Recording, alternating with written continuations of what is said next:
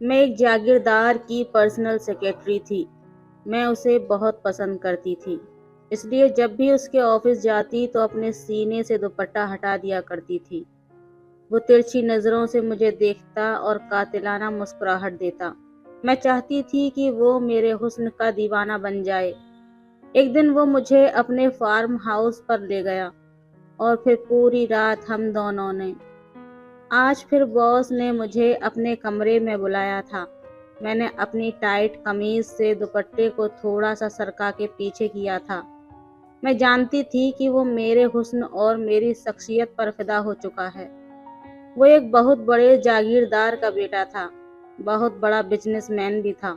जितना वो दौलतमंद और अमीर था, उतना ही घमंड उस शख्स के अंदर कूट कूट कर भरा था। किसी भी खूबसूरत से खूबसूरत लड़की को वो घास नहीं डालता था, लेकिन मुझ पर मर मिटा था। मेरा ताल्लुक तो एक मिडिल क्लास घराने से था, लेकिन मेरा पहनना ओढ़ना मॉडर्न था। मैंने कभी भी अपने एतमाद को अपने ऊपर हावी नहीं होने दिया। मैं पिछले 6 महीने से इस ऑफिस में काम कर रही थी और इससे पहले भी मैंने अच्छी ही फॉर्म में जॉब की थी।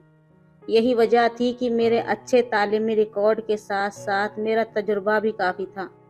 इसलिए जागिर शाह ने जब इंटरव्यू लेते हुए मेरे डॉक्यूमेंट्स देखे तो एक तिरछी नज़र मुझ पर सर से पैर तक डाली थी। मैं बहुत ही एतमाद लड़की थी। जागीर शाह की हर बात का जवाब बड़े कॉन्फिडेंस से दे रही थी। आखिर में उसने मुझे मुस्कुराकर देखा था, मेरी फाइल बंद की, कहने लगा, कल से आप जॉब पर आ सकती हैं। ये सुनकर मैं हैरान हुई थी। एकदम ही उसने फैसला सुनाया था। हालांकि मुझे तो लगा था कि इंटरव्यू लेगा, फिर कुछ दिन बाद मुझे कॉल पर पता चलेगा कि जॉब मिली है या नहीं। लेकिन उसने तो एकदम फैसला सुनाकर मुझे हैरान कर दिया था। मैं उसे टुकुर टुकुर देख रही थी। मेरे यूं देखने पर वो हंसने लगा, कहने लगा, देखो, मुझे ऐसे ना देखो, मुझे बहुत जल्दी नजर लग जाती है। उसके इस तरह से कमेंट पर मैं कुछ सोच में मुब्तला हुई। मैंने टेबल पर से अपनी फाइल उठाई और वहां से चली गई। मेरी उम्र 25 साल थी और वो शायद 30 या 32 साल का नौजवान था। मैंने ऑफिस ज्वाइन कर लिया था। तब मुझे मालूम हुआ कि जागिर शाह घमंडी और मगरूर किस्म का शख्स था। वो अपने एम्प्लॉय से सीधे मुंह बात तक नहीं करता था। जरा सी खिलाफ मिजाज अगर कोई बात हो जाती तो वो सबके सामने मर्द तो मर्द, औरतों को भी जलील करके रख देता था। उसका सख्त रवैया देखकर पहले तो मैं बहुत घबरा सी गई थी, लेकिन क्योंकि मैं पहले से ही 3 साल से एक फर्म में काम कर चुकी थी, इसलिए मुझे अपने काम का तजुर्बा बहुत अच्छा था। 1 महीने में ही मैंने अपनी मेहनत का लोहा मनवा लिया था। काफी हद तक मैं उसके बिजनेस के उतार चढ़ाव को समझ चुकी थी और वैसे ही काम करती थी जैसे कि जागीर सा चाहता था। हालांकि मैं बेहद खूबसूरत लड़की नहीं थी। मेरी रंगत हल्की सी सांवली थी, लेकिन मेरा पहनना ओढ़ना एक मॉडर्न लड़की की तरह था। मैं टाइट लिबास पहनती थी, बालों को लेयर्स में कटवा कर रखा करती थी और हर वक्त अपने बालों को मैं खुला रहने देती थी। मैं मेकअप भी बड़ी महारत से करती थी और कॉन्फिडेंटली भी बहुत थी। मर्दों के साथ बात करने में मुझे कभी भी झिझक और शर्म या बदहवासी महसूस नहीं हुई थी। जागीर के साथ मैं बहुत सी मीटिंग भी अटेंड कर चुकी थी और मेरे कॉन्फिडेंट को देखकर वो शख्स मुझसे मुतासिर हुए बगैर नहीं रह सका था। पूरे 1 महीने बाद उसने मुझे अपने ऑफिस के रूम में बुलाया था। मैं जैसे ही उसके कमरे में गई तो उसके मुंह पर एक मुस्कुराहट सजी हुई थी। उसने मुझे कमरे के अंदर बुलाया, कहने लगा, मिस नाजिया, मैं आपके काम से बेहद खुश हूँ। आप पहली लड़की हैं जिसने मुझे अभी तक शिकायत का मौका नहीं दिया। आपकी जितनी भी तारीफ की जाए कम है। मैंने मुस्कुराकर अपनी तारीफ वसूल की थी। झटके से अपने लेयर कटिंग के बाल हाथ से पीछे किए। मैंने कहा, thank you so much. Aahista Aahista अब वो मुझसे बिजनेस के अलावा और भी बहुत सी बातें करने लगा। कभी मीटिंग के बाद मुझे समंदर पर ले जाता। साहिल समंदर पर नंगे पाँव में उसके साथ ढेरों बातें करने लगी। जितना मैं उसे बदमाश और घमंडी समझती थी, वो ऐसा नहीं था। बहुत ही अलग किस्म का इंसान था। पता ही नहीं चला कि कब मैं उसकी मोहब्बत में गिरफ्तार हो गई। हालांकि मैं ऐसी लड़की नहीं थी जो रोमानवी किस्म की होती हैं, हकीकत से दूर अपनी अलग ही दुनिया बना लेती हैं। मैं एक हकीकत पसंद लड़की थी। मिडिल क्लास घराने से मेरा ताल्लुक ज़रूर था, लेकिन मैंने अपनी जॉब से कमाए हुए पैसे से एक अच्छे इलाके में फ्लैट किराए पर ले लिया था। अपने छोटे भाई बहनों को इंग्लिश मीडियम स्कूल में दाखिला करवाया था। मेरा उठना बैठना एक मॉडर्न फैमिली की तरह था। अलबत्ता मेरे वालिद सादा थे। वालिद हार्ट पेशेंट थे, इसलिए मैंने पहली बार घर से कदम निकाला था और नौकरी ढूंढ ली थी। वरना हमारे ख़ानदान में तालीम के फ़ौरन बाद लड़कियों की शादी कर दी जाती थी। मैं अपने ख़ानदान की पहली लड़की थी जिसने जॉब को तरजीह दी थी। मैं अपने हालात को बदलना चाहती थी और आज मैं जिस मुकाम पर थी, ख़ानदान के लड़के मेरी तमन्ना करते थे, लेकिन मैं हमेशा रिश्ते से इनकार कर देती। मैं चाहती थी कि जब मैं अपने जॉब से 1-1.25 लाख से ऊपर कमा लेती हूँ, तो जिससे मेरी शादी हो उसकी तनख्वाह भी 2-2.5 लाख से कम ना हो, क्योंकि जिस लग्जरी ज़िंदगी का मैंने खुद को आदी बना लिया था, मैं किसी भी छोटी मोटी जॉब करने वाले शख्स के साथ गुजारा नहीं कर सकती थी। जागीर शाह के साथ ताल्लुक बढ़ाने का कहीं न कहीं मेरा मकसद ये भी था कि अगर वो मेरी मोहब्बत में मुब्तला हो जाता, तो मेरी ज़िंदगी उसके साथ बहुत अच्छी गुजर सकती थी। वो आम जागीरदारों जैसा हरगिज़ नहीं था, जो औरतों को गुलाम बनाकर रखें। शहर में ज़्यादातर उसका वक्त गुजरता था, इसलिए अगर वो मुझसे शादी की बात करता, तो मैं सबसे पहले उसी के रिश्ते को तरजीह देती। इसलिए मैंने खुद पर कोई भी हद नहीं बांधी थी, ना ही जागीर को किसी हद का पाबंद किया था। वो अक्सर बात करते करते मेरा हाथ पकड़ लेता, मुझे खुद से करीब कर लेता, बजाय उसे घूरने के मैं मुस्कुराती थी। यही वजह थी कि उसकी हदें अब बढ़ने लगी थीं, और एक दिन वो सब हुआ जो मैं नहीं चाहती थी। मैं चाहती थी कि वो मेरी मोहब्बत में गिरफ्तार होकर मेरा रिश्ता मांगे और मुझसे शादी कर ले, जैसा कि हम मिडिल क्लास लड़कियां सोचती हैं। लेकिन मैं नहीं जानती थी कि उसका मकसद कुछ और था। वो मीटिंग के बहाने मुझे अपने फार्म हाउस पर ले गया। मुझे लगा कि रात तक वापसी हो जाएगी, लेकिन जब शाम का अंधेरा गहरा होने लगा और कोई भी मीटिंग नहीं हुई, तो मैंने उसे कहा कि आपने अभी अपने मीटिंग के मेंबर्स को नहीं बुलाया। अंधेरा फैल रहा है, मुझे घर जाना है और आप जानते हैं कि यहाँ से शहर का रास्ता 2-3 घंटे का है। वो मुझे देखकर मुस्कुराने लगा, कहने लगा कोई मीटिंग नहीं है यहाँ पर। ये सुनकर मुझे हैरत हुई। मैंने कहा क्या मतलब, आप मुझे यहाँ क्यों लाए हैं? वो कहने लगा बस तुम्हारे बगैर अब वक्त नहीं गुजरता। उसकी बात सुनकर मैं मुस्कुराने लगी। मैंने कहा तो फिर मेरे माँ बाप से मेरा रिश्ता मांग लें। मेरी बात सुनकर वो हंसने लगा, कहने लगा मैं एक जागीरदार हूँ, तुम एक मिडिल क्लास लड़की हो, हमारा कोई जोड़ नहीं है। उसकी बात सुनकर तो मेरा दिल बुझकर रह गया। मैं तो समझती थी कि वो ऐसी सोच का मालिक नहीं होगा, लेकिन उसकी बात ने जैसे मेरे सारे ख्वाब चकनाचूर कर दिए। उसने एक जुमले में ही मुझे मेरी हैसियत याद दिला दी थी। मैंने कहा ठीक है, अच्छा किया आपने मुझे ये बता दिया कि मैं एक जागीरदार की बीवी नहीं बन सकती।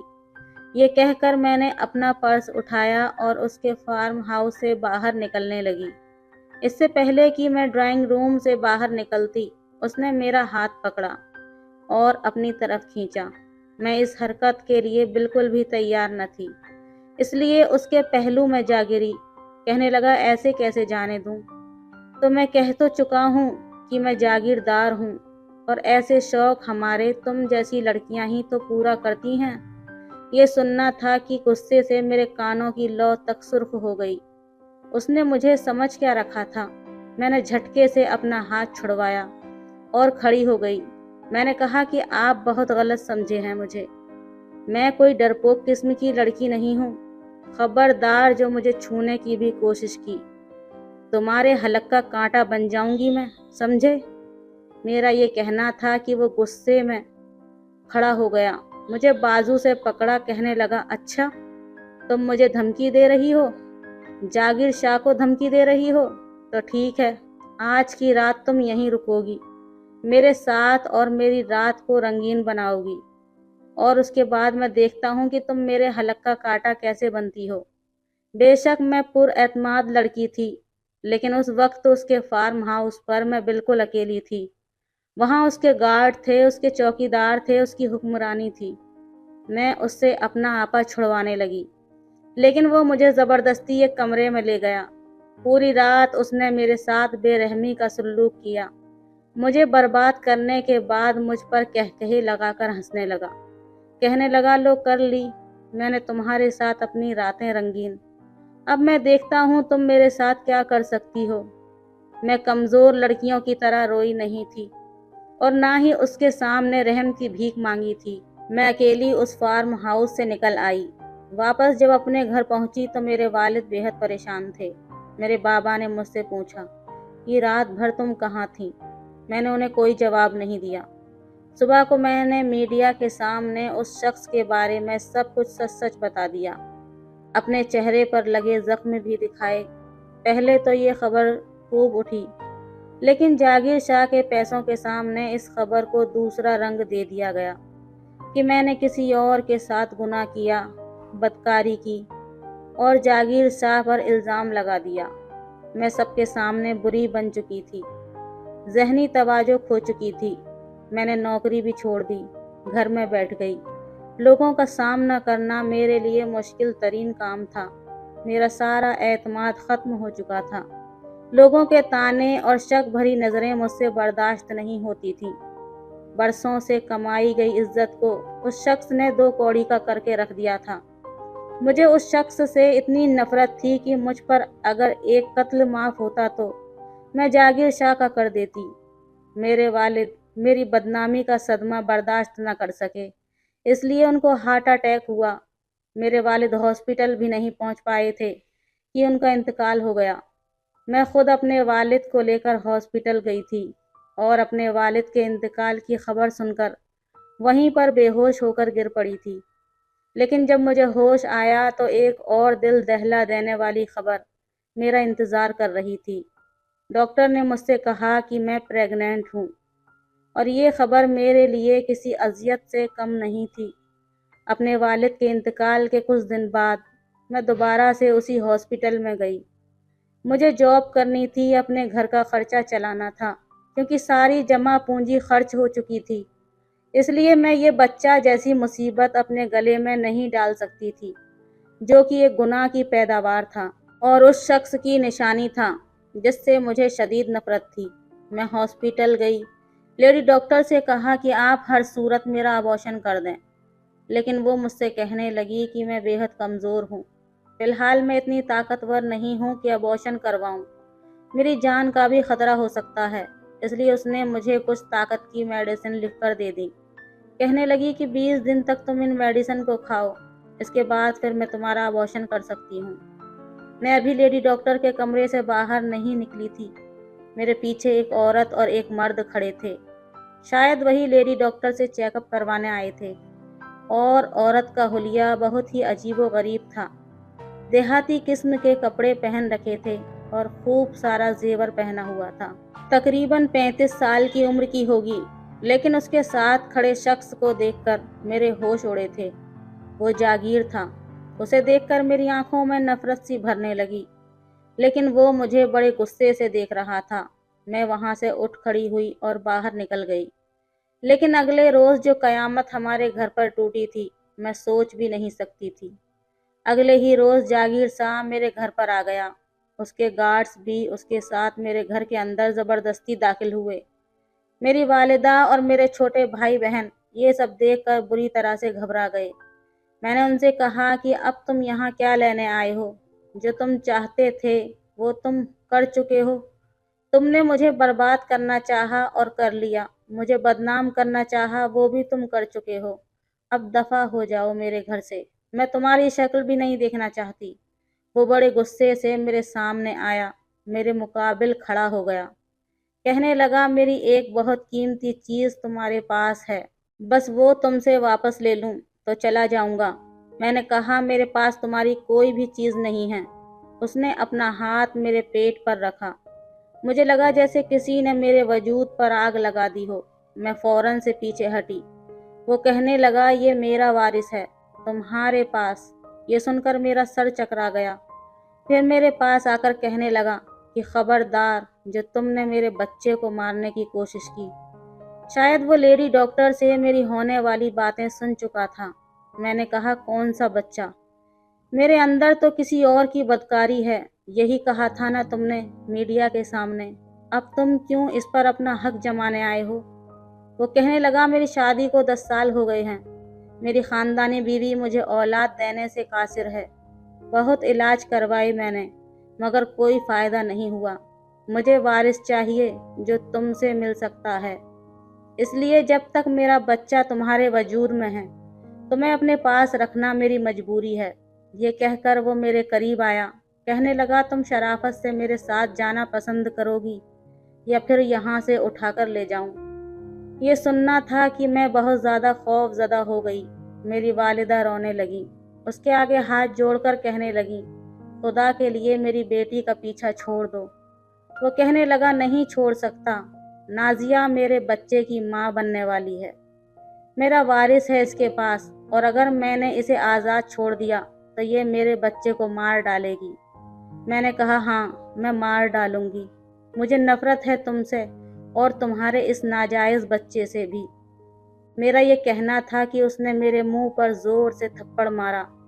کہنے لگا، میرے بچے کو کچھ مت کہنا۔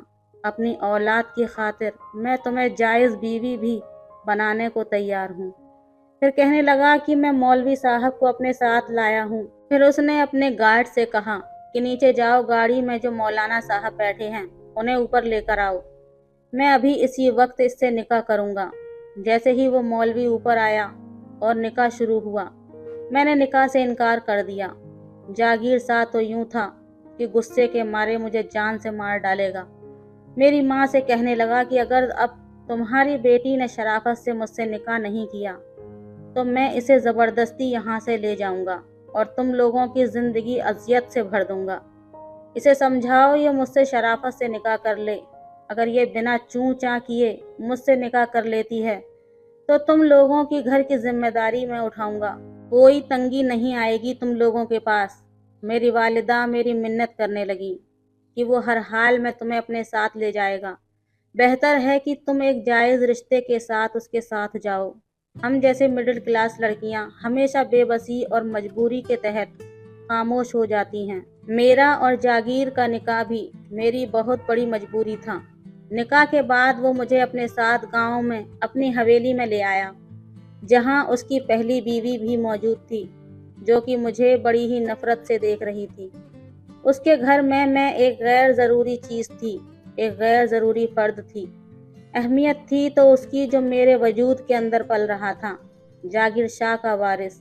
میری ساس نے مجھے ایک سادہ سا کمرہ دیا جس میں ہر سہولیت موجود تھی۔ میری خدمت کے لیے 2 ملازمائیں تھیں، لیکن مجھے کمرے سے باہر نکلنے کی اجازت نہیں تھی۔ میں کبھی بھی ایسے ماحول میں رہنے کی عادی نہیں تھی۔ میں نے ساری زندگی آزادی سے گزاری تھی، لیکن وہ دونوں ملازم عورتیں میرے پل پل بھر کی خبر جاگیر کو دیتی رہتی اور اس کی ماں کو بھی۔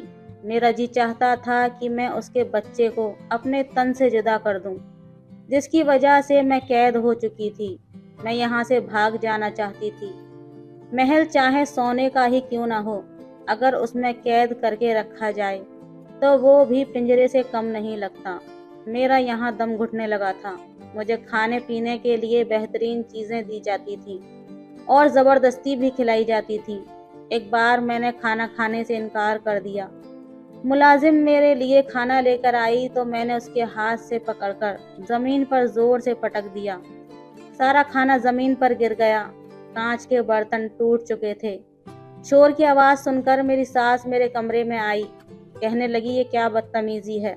میں نے کہا، مجھے نہیں کھانا، مجھے کچھ بھی نہیں کھانا اور نہ ہی مجھے یہاں رہنا ہے۔ خدا کے لیے مجھے آزاد کر دو، میں یہاں نہیں رہنا چاہتی۔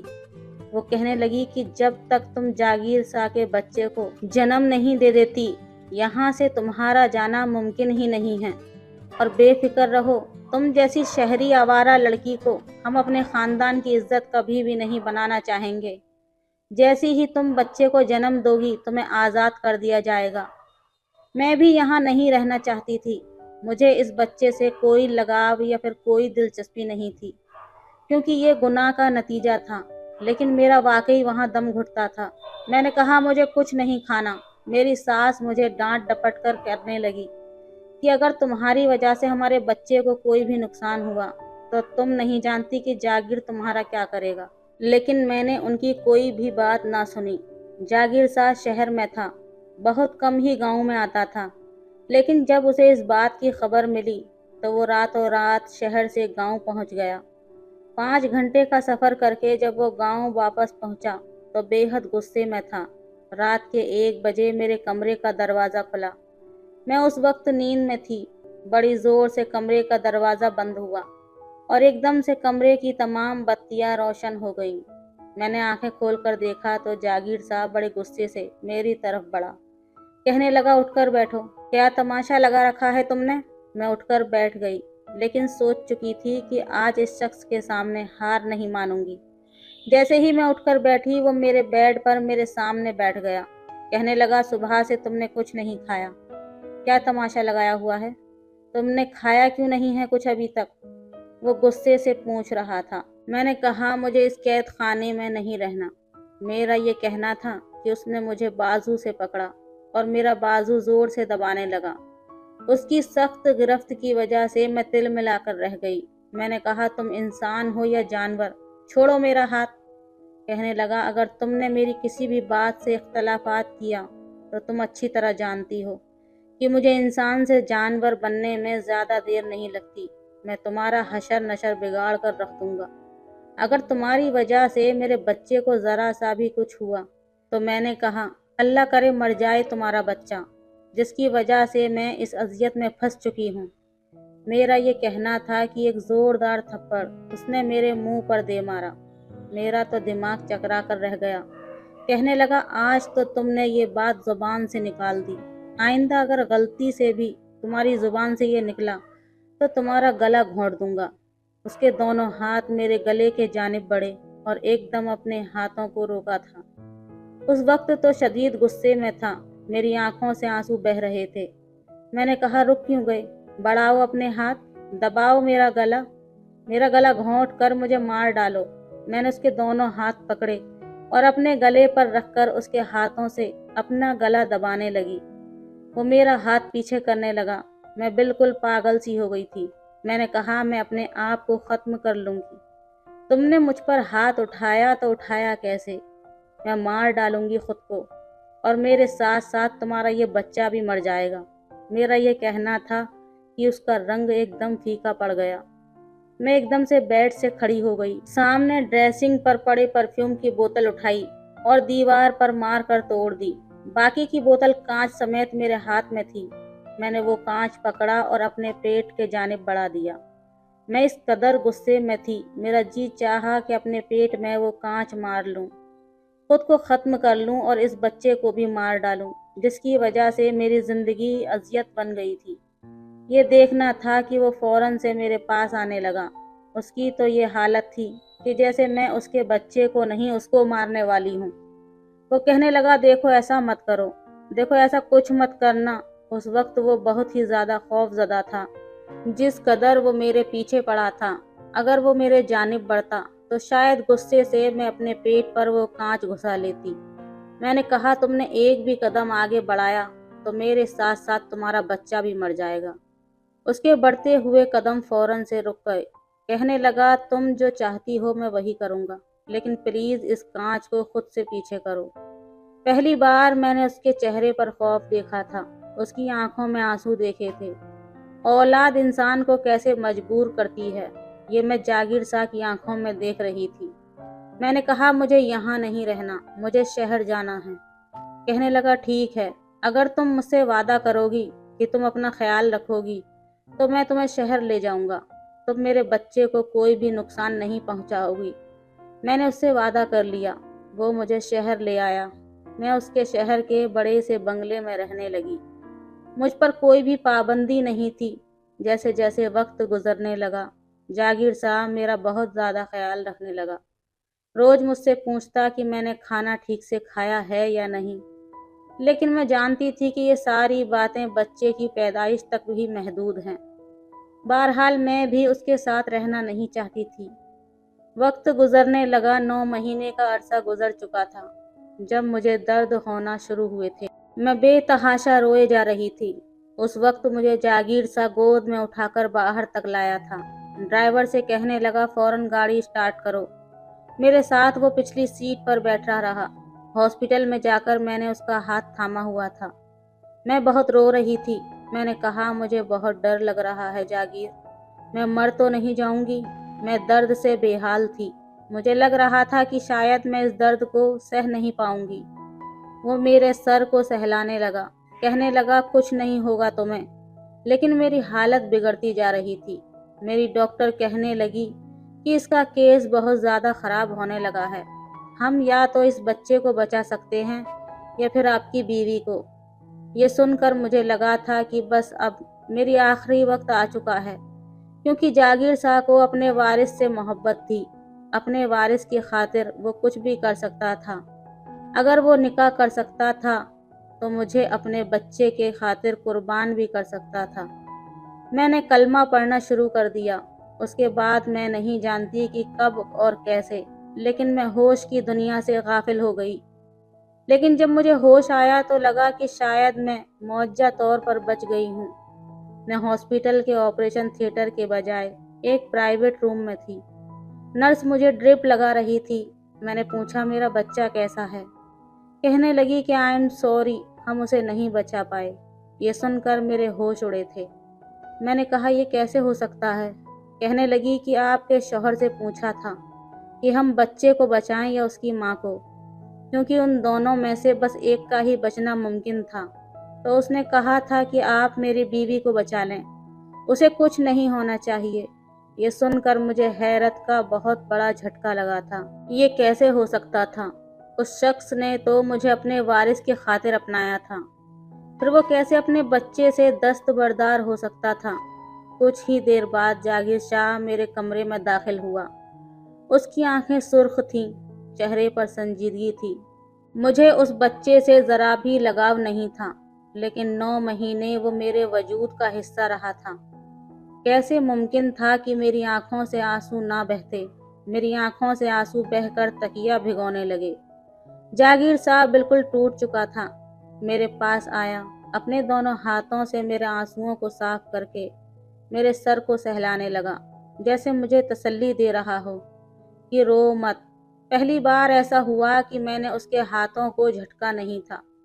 मैंने कहा कि तुमने मुझे क्यों बचाया? तुम्हारा वारिस तो तुम्हें मिल रहा था। तुमने अपने वारिस की खातिर मुझ जैसी मिडिल क्लास लड़की को बर्दाश्त किया था, फिर जाने देते मुझे। मेरी बात सुनकर वो कहने लगा कि नहीं, तुम्हारा कोई कसूर न था, जो मैं तुम्हें सजा पर सजा देता रहता। जो कुछ मैंने तुम्हारे साथ किया, उस जुल्म की ये मेरी सजा थी। फिर उसने अपने दोनों हाथ मेरे सामने जोड़ दिए। वो फूट फूट कर रोने लगा, कहने लगा, नाजिया, मुझे माफ़ कर दो। मैंने कहा, मुझे आज़ाद कर दो, मैं तुम्हें माफ़ कर दूंगी।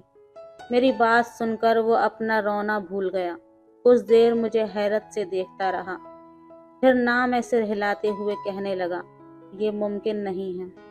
मैं नहीं जानता कब और कैसे, लेकिन मुझे तुमसे मोहब्बत हो गई है। तुम मेरी बीवी हो। मैं चाहता हूँ कि तुम मुझे माफ़ कर दो। मेरे साथ मेरी बीवी की हैसियत से रहो। मैं सारी दुनिया के सामने हर बात का एतराफ़ करूँगा। मैंने जो कुछ तुम्हारे साथ ज़्यादती की है, उस सब का एतराफ़ सबके सामने कर दूँगा। मैं सबको सच सच बता दूँगा। मेरे दोनों हाथ थाम कर वो मुझसे मिन्नतें कर रहा था, लेकिन मैं फ़ैसला नहीं कर पा रही थी कि मुझे उसे माफ़ करना चाहिए या नहीं। आप मुझे कुछ मशवरा दीजिए कि मैं क्या करूं। आप अपनी राय कमेंट में ज़रूर बताइएगा। तो दोस्तों, ये थी आज की कहानी। कहानी अच्छी लगे तो लाइक करें, शेयर करें, सब्सक्राइब करें। धन्यवाद। धन्यवाद। हमारे मोहल्ले में इमाम साहब रहते थे। उनकी एक बेटी थी, जो कि 12 से 13 साल की एक छोटी बच्ची थी। ایک دن میری بیٹی کے ساتھ کھیلنے آئی۔ اس کا بڑا ہوا پیٹ دیکھ کر میں نے اس سے پوچھا، تمہاری ماں تو ہے نہیں، تم سوتی کس کے پاس ہو؟ وہ کہنے لگی، ابو میرے بستر میں سوتا ہے اور رات کو میرے ساتھ۔ جس نے بھی یہ خبر سنی تھی اپنے کانوں کو ہاتھ لگایا تھا۔ معصوم دکھنے والے لوگوں کے ایسے بھی گھنونے روپ ہو سکتے ہیں، میں سوچ بھی نہیں سکتی۔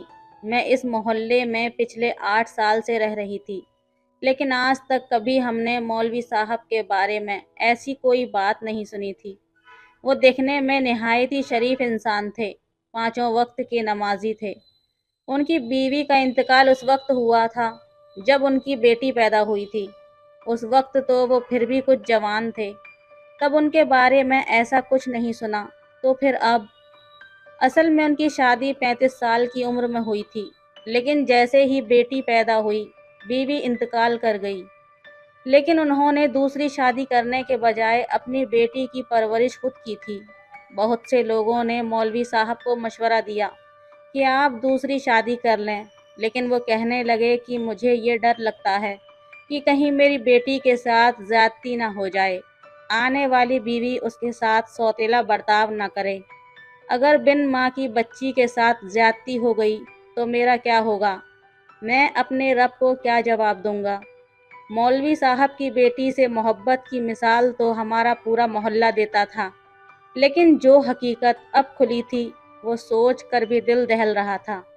ہم سوچ بھی نہیں سکتے تھے کہ ایسا بھی ہو سکتا ہے۔ میں نے تو جب سے یہ خبر سنی تھی میرا دماغ بڑی الجھن کا شکار تھا۔ ہمارے محلے کی سبھی عورتیں آپس میں سر جوڑے اسی معاملے پر بحث کر رہی تھیں۔ میں بھی بازار سے سبزی لینے گئی تھی۔ جب اپنی گلی میں آئی تو رقیہ آپا تیزی سے چلتے ہوئے میرے پاس آئیں۔ رقیہ آپا ہمارے محلے کی چلتا پھرتا اخبار تھیں۔ محلے کی کوئی بھی خبر ہوتی سب سے پہلے ہمیں رقیہ آپا سے ہی سننے کو ملتی تھی۔ جس تیزی اور جس اڑی رنگت سے وہ آئی تھیں، میں سمجھ گئی تھی کہ محلے میں کہیں نہ کچھ ہوا ہے۔ میرے پاس آ کر کہنے لگیں، شبانہ تمہیں پتہ ہے مولوی صاحب تو بڑے غلیظ انسان نکلے۔ میں نے کہا کچھ تو سوچ سمجھ کر بات کریں، مسجد کے امام ہیں اور وہ بزرگ بھی ہیں اور قابل احترام بھی ہیں، کیا کر دیا انہوں نے ایسا؟ لیکن جو خبر رقیہ آپا نے مجھے سنائی میرے تو کانوں سے دھواں نکلنے لگا۔ مجھے اپنے کانوں پر بالکل بھی یقین نہیں ہو رہا تھا کہ مولوی صاحب کا گھر تو میرے گھر کے بالکل برابر میں تھا، ایک ہی دیوار کا فاصلہ تھا۔ میں نے کہا نہیں رقیہ آپا، آپ کو کوئی غلط فہمی ہوئی ہے۔ وہ کہنے لگیں، ارے تم دیکھو تو صحیح، تمہیں خود یقین آ جائے گا۔ یہ بات انہوں نے میرے بالکل کان کے قریب آ کر کہی تھی، لیکن میں تو ابھی بے یقینی میں تھی۔ میں نے اپنے قدم آگے بڑھا دیے۔ میرا دل بڑی زور زور سے دھڑک رہا تھا۔ یہ بات کوئی معمولی یا عام بات نہیں تھی۔ مجھے لگا شاید رقیہ آپا اس عمر میں سٹھیا گئی ہیں، جو منہ میں آتا ہے بول جاتی ہیں۔ لیکن جیسے ہی میں گھر پہنچی کچھ ہی دیر بعد محلے میں ایک شور سا مچنے لگا۔ بہت سے مرد مولوی صاحب کے گھر کے دروازے کو بجا رہے تھے، کہہ رہے تھے کہ باہر نکل، مولوی کے بچے، ہم تمہیں اپنے محلے میں نہیں رکھنا چاہتے۔ ویسے تو میں نے کبھی بھی مولانا صاحب کے گھر میں جھانک کر نہیں دیکھا تھا، لیکن ہاں چھت پر آتے جاتے ہوئے میری نظر ان کے صحن میں پڑ جاتی تھی۔ اکثر تو وہ مسجد سے واپس آ کر عصر سے مغرب کے دوران بچے بچیوں کو قرآن پاک پڑھاتے تھے۔ کبھی کوئی ایسی بات نہیں ہوئی تھی۔ میری تو خود اپنی بچی مولانا صاحب کے پاس قرآن پاک پڑھنے جاتی تھی۔ یہ سوچ کر میرا دل خوف سے ہچکولے مار رہا تھا۔ میرا دل اس قدر بے چین تھا کہ سمجھ نہیں آ رہا تھا کہ کیا ہو رہا ہے۔ مولانا صاحب اپنے گھر کا دروازہ نہیں کھول رہے تھے۔ کہنے لگے، یہ میرے گھر کا معاملہ ہے، خدا کے لیے آپ لوگ واپس چلے جائیں۔ میں اپنے گھر میں بیٹھی ساری آوازیں سن رہی تھی، لیکن میری اتنی ہمت نہیں ہوئی کہ چند سیڑھیاں چڑھ کر چھت کی جانب جانے والی جینے کی منڈیل سے جھانک کر برابر والے گھر میں دیکھوں کہ آخر قصہ کیا ہے۔ میں چپ چاپ گمسم سی ہو کر بیٹھی تھی اور ساری آوازیں سن رہی تھی۔ مولوی صاحب کی بات سن کر باہر کھڑے محلے کے مرد کہنے لگے، باہر آتا ہے یا ہم دروازہ توڑ کر اندر آ جائیں؟ देख, अगर हम अंदर आए तो तुझे मार मार के मोहल्ले से निकाल कर बाहर कर देंगे और तेरा मुंह भी काला करेंगे। जो काम तूने किया है उसकी बख्शिश ना तो इस दुनिया में है ना ही आखिरत में। मौलाना साहब ने कहा कि अगर तुम लोगों ने यहाँ शोर मचाया या दंगा फसाद शुरू किया तो मैं पुलिस को बुला लूंगा। ये मेरा अपना जाती घर है, मेरी जगह से मुझे कोई नहीं निकाल सकता। लोग कहने लगे कि हम तुम्हारा जीना दुश्वार कर देंगे, तुम्हें खुद ये घर छोड़कर जाना पड़ेगा। बहरहाल पूरे मोहल्ले में बहुत शोर शराबा हुआ और वो लोग वापस चले गए। मेरा दिल तो काबू में नहीं आ रहा था। मेरी बच्ची तो मौलाना साहब की बड़ी इज्जत करती थी। मेरे दिल में अजीब से ख्याल आने लगे। मैंने फौरन से अपनी बेटी को आवाज़ दी, जो कि मौलाना साहब की बेटी की ही उम्र की थी। मैंने कहा, फरजाना इधर आओ। वो अपने कमरे में बैठी थी। फौरन से मेरे पास आई, कहने लगी, अम्मी जान कहिए। जो सवाल मेरे दिल में उठ रहे थे मैं अपनी बेटी से पूछते हुए घबरा भी रही थी। मैंने कहा, तुम मौलवी साहब के पास पढ़ने जाती हो तो वो तुम्हें कुछ कहते तो नहीं थे? मेरी बात सुनकर वो कहने लगी, क्या मतलब, क्या कहते थे मुझे? वैसे तो मौलाना साहब कुछ नहीं कहते थे, लेकिन अगर सबक याद न होता तो डांट भी देते थे और कान भी मरोड़ देते थे। और क्या अम्मी? मैंने कहा, नहीं नहीं बेटा, मैं ये नहीं पूछ रही। मैं तो फिर मैं कुछ संभल कर धीमे लहजे में बोली कि क्या कभी उन्होंने तुम्हारे साथ कोई बदतमीजी करने की कोशिश की? इस पर भी वो मुझे बड़ी हैरानी से देखने लगी। मैं जानना चाहती थी कि मौलवी साहब का किरदार क्या था। क्या वो जो मैं लोगों से सुन रही थी या फिर कुछ और? क्योंकि मैंने आज तक उस शख्स को नजरें उठाकर इधर उधर देखते हुए भी नहीं देखा था। क्या था सच? मेरी बेटी कहने लगी कि मुझे आपकी बात समझ नहीं आ रही। अम्मी जान, आप क्या पूछना चाहती हैं? जो खबर मुझे रुकैया आपा से सुनने को मिली थी वो इंतहाई खौफनाक थी। मैं ये पूछना चाहती थी कि कहीं वो मेरी बेटी के साथ नाजेबा हरकतें तो नहीं करता, लेकिन मेरे पास वो लफ्ज़ ही नहीं थे। क्या पूछती, कैसे पूछती? फिर आखिर मैंने अपनी बेटी से पूछ ही लिया कि मौलवी साहब तुम्हें कहीं छूते तो नहीं हैं, तुम्हारी कमर पर या कहीं और? ये सुनकर मेरी बेटी का एकदम से रंग उड़ गया। वो घबरा गई और अपने कमरे में चली गई। ये देखकर मेरा दिल तो यूं था जैसे मुट्ठी में लेकर किसी ने मसल दिया हो। इसका मतलब ये शख्स वाकई काबिले एतबार नहीं था। मुझे याद आने लगा, मेरी बेटी की दोस्त यानी मौलवी की बेटी से बहुत गहरी दोस्ती थी। फिर उस बच्ची की माँ भी नहीं थी, इसलिए वो बच्ची जब भी मेरी बेटी के साथ हमारे घर खेलने आती तो मैं उसे खाना वाना खिलाकर ही भेजती थी। अक्सर तो मैं खाना बनाकर मौलवी साहब के लिए भी भिजवा देती थी। हमारे लिए तो वो बिल्कुल काबिले एहतराम शख्स थे। मस्जिद के इमाम थे, कुरान हाफिज भी थे। वो बच्ची मेरी बेटी के साथ सहन में खेलती रहती थी। ज़्यादातर खामोश मिजाज की थी। जाहिर है बातें करने वाला उसके घर में बाप के अलावा तो कोई था नहीं। जब मैं पूछती कि तुम्हें रात को अकेले सोते हुए डर तो नहीं लगता, तो वो कहने लगी कि नहीं, मेरे अब्बू मेरे साथ सोते हैं। मैंने कहा कि अच्छा ठीक है, लेकिन मैं नहीं जानती थी कि बाप अपनी बेटी के साथ इतना बड़ा गुनाह भी कर सकता है। मेरा दिमाग ये सोचने से भी कासिर था, जो हरकत एक बाप ने बेटी के साथ कर दी थी। मेरी आंखों के सामने मौलवी साहब की बेटी का चेहरा नजर आने लगा। फिर मुझे ये भी याद आने लगा कि पिछले महीने से रुबीना बिल्कुल भी मेरी बेटी फरजाना से मिलने नहीं आ रही थी, ना ही उसके साथ खेलती थी। मैंने अपनी बेटी फरजाना से कई बार पूछा कि रुबीना को क्या हुआ है, अब क्यों नहीं आती? पहले तो रोज आती थी। वो कहने लगी, अम्मी पता नहीं उसे क्या हुआ है, उसकी तबीयत ठीक नहीं रहती, उसका मैदा खराब हो गया है, उसे उल्टियाँ बहुत आती हैं, हर वक्त निढाल पड़ी रहती है। मैंने सोचा कि शायद बेचारी को कोई मसला हो गया होगा, बीमार हो गई होगी, लेकिन उसकी जो वजह सामने आई थी वो तो बड़ी ही घिनौनी थी। अगर मैं पिछले 8 सालों को देखती तो मुझे मौलवी साहब की किसी भी हरकत से ऐसा नहीं लगा कि वो ये काम भी कर सकते हैं, और वो भी अपनी बेटी के साथ। मैं क्या, मोहल्ले का कोई भी शख्स ये नहीं सोच सकता था। अगले रोज जो बात मुझे सुनने को मिली वो बड़ी ही शर्मनाक सी थी। मोहल्ले की औरतें कहने लगीं कि मौलवी साहब शायद बच्ची के बालिग होने का इंतजार कर रहे थे। जैसे ही बच्ची ने कुछ उम्र और कुछ कद निकाला, मौलवी साहब अपने जज्बात को काबू में नहीं कर पाए। तौबा तौबा, आजकल तो सगे भाई सगे बाप का भी कोई भरोसा नहीं रहा। देखने में कैसे नेक बनते थे, और करतूत देखो। मोहल्ले के लोगों की जितने मुंह उतनी बातें थीं। ये सुनकर मुझे भी खौफ सा महसूस होने लगा था। मेरे शौहर का काम बैरूने मुल्क में था। मैं यहाँ पर अपनी बेटी के साथ अकेली रहती थी। पहले तो मुझे कभी अकेले में खौफ महसूस नहीं हुआ था, लेकिन आज रात को तो जैसे मुझे नींद ही नहीं आ रही थी। मैं तो इस बात से बड़ी मुतमईन थी कि मेरे घर के बराबर में बड़ा ही दीनदार शख्स रहता है, मौलवी साहब रहते हैं, और गली मोहल्ले के लोग भी बड़े ही शरीफ इंसान हैं। कोई खतरा न था। पिछले 8 साल से मैंने कोई बात नहीं सुनी थी, और जो बात अब सुनी थी उसने तो मुझे खौफजदा कर दिया था। अगले रोज मेरी आंख उल्टियों की आवाजें सुनकर खुली। मैं फौरन से अपने कमरे से बाहर आई। ये आवाज मुझे मौलवी साहब के घर से आ रही थी। मैंने जल्दी से छत पर जाने वाली सीढ़ियां चढ़ी और हल्का सा सर उठाकर बराबर वाले घर में झांकने की कोशिश की।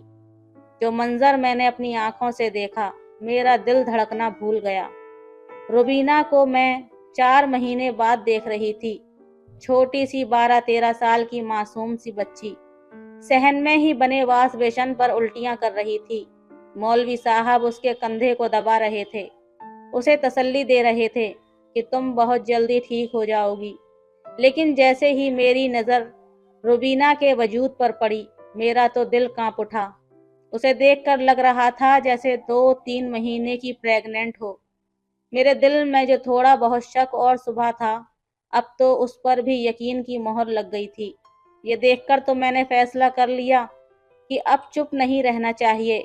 हमें ऐसे शख्स के खिलाफ कदम उठाना चाहिए, ताकि दोबारा कोई ऐसा जुल्म अपनी बेटी के साथ ना करे।